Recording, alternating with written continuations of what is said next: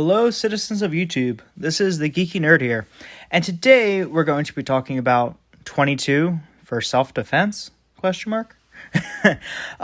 This video was actually suggested from a comments. Well, I decided to make a video on it from a comment that a viewer had made on one of the previous videos.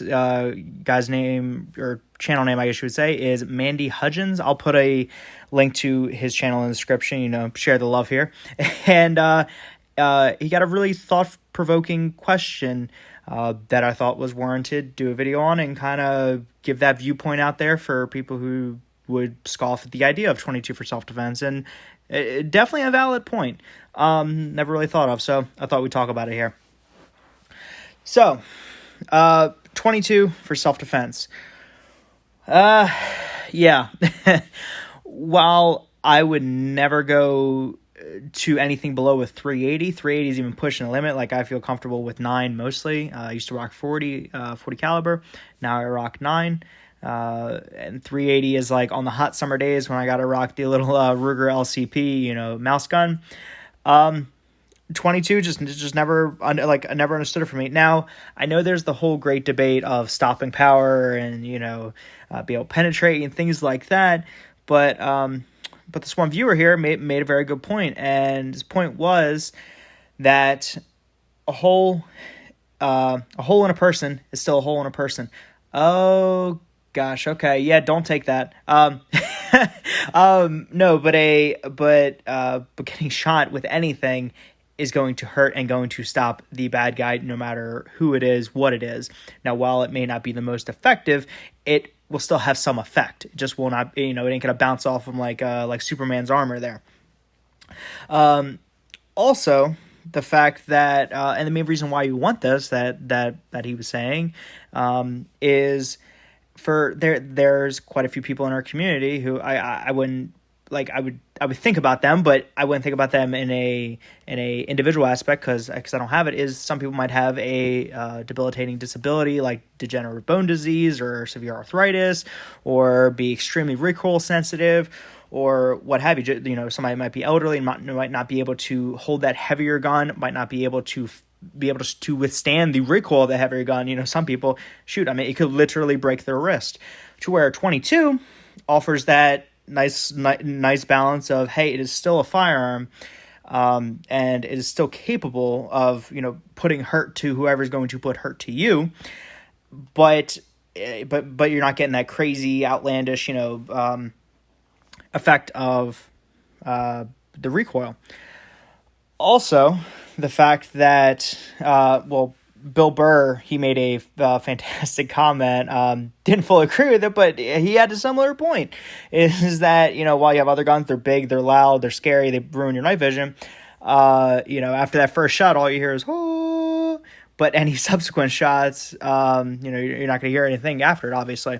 But a 22, kind of, hear that all day. It's going to hurt and twinge, but it isn't going to be too crazy for you. So, especially in a nighttime situation. Again, not something I would feel comfortable with, not something a lot of people would feel comfortable with, but a valid point nevertheless for the all-encompassing community that we try to be in the 2A, maybe not all the times, but we try to, or want to be what we strive to.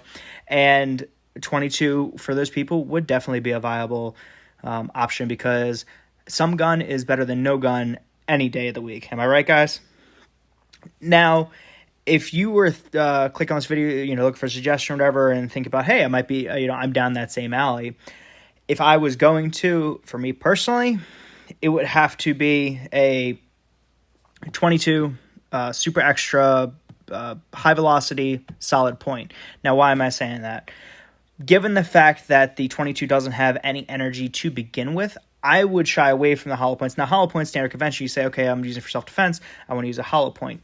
While a hollow point may sound better, in my humble opinion, a solid point is going to perform better, because on a hollow point, if there's clothing or there's some kind of barrier in the way, it's going to dissipate a lot more of its energy into that target a lot quicker. Now, of course, it isn't going to get the full, mushroom out because it doesn't have enough velocity for it, but you want to get as much penetration as possible, because the 22 is going to pretty much stop short regardless. As soon as it hits something, it's going to just start dumping its energy. And that's where I would say get a solid point. Now, why do I say high velocity as well? High velocity increases reliability. One thing other about 22s that is just inherent of the 22 and a rimfire cartridge, as opposed to a centerfire cartridge, is because it is hitting the rim of the cartridge, it doesn't have a predefined ignition point. Not all ammunition is created equal, and sometimes you might not have the charging powder in the right place to make that 22 go off. Or even worse, well, not even worse, but on the same level of badness is if the 22 doesn't have enough power to cycle that action back. On some pistols, it can be finicky, especially, or rifles, or like pretty much any semi-automatics, they can be finicky on low pressure, low velocity, not the best quality ammunition, and in which case your gun fails, so you have a weak gun to begin with, and then it's failing on top of it. No. So high velocity is going to at least remedy some of that potential. Now, also getting good quality ammunition is going to be of importance. I like Aguila. Some people don't, but you want to get like Aguila, at least for me. CCI, like the mini mags, the Stingers, things like that. I would stay away from bulk pack ammo high velocity, like your Remington Thunderbolt, which Remington's going out of business, so no more Thunderbolt, RIP. F in the chat for respects. But yeah, I would do that to at least minimize the risk of having a malfunction on a 22. So yeah, guys, just wanted to make a quick little short video with that, just kind of put that idea in your heads, and just kind of get your take. Let me know what you guys think. If that is a valid point, I think it is a valid point for people who do have any kind of disability, to where a 22, it's better than no gun at all, and a bullet hole is gonna hurt just like any other bullet hole. So yeah, so let me know what you guys think down in the comments. If you'd like the video, please like, comment, or subscribe. Throw a comment down for any kind of other videos you might have or special circumstances. We can get a discussion going on here. And I hope everyone is having a wonderful, awesome, fantastic day. I'll catch you guys next time. See you guys.